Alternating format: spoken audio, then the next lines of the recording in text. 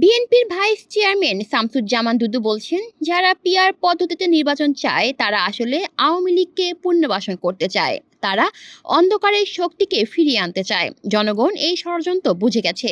একই সঙ্গে July August গণ অভ্যুত্থানের শহীদদের প্রতি যথাযথ সম্মান জানাতে দেশের একটি গণতান্ত্রিক এবং জনগণের ভোটে নির্বাচিত সরকার প্রতিষ্ঠা গুরুত্বপূর্ণ বলেও মত দেন তিনি।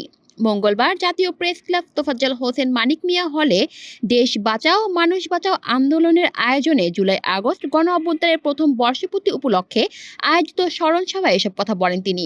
আন্দোলন গত বছর শুরু হয়নি, এটি 15-16 বছরের দীর্ঘ লড়াই উল্লেখ করে শামসুজ্জামান দুদু বলেন, এটি ছিল স্বৈরাচার হাঁটানো, গণতন্ত্র ফিরিয়ে আনা, ভোটাধিকার পুনরুদ্ধারের আন্দোলন। এখন কেউ কেউ পিআর পদ্ধতির কথা বলছে, এটা নতুন একটি ফাঁদ। জনগণ রায় ছিনিয়ে নিয়ে আওয়ামী লীগকে ফিরিয়ে আনতে তারা নতুন পথ খুঁজছেন। এই চক্রান্ত সফল হবে না।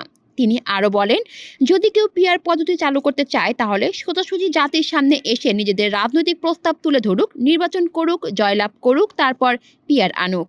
কলি শিকদার, বাংলা নিউজ নেটওয়ার্ক।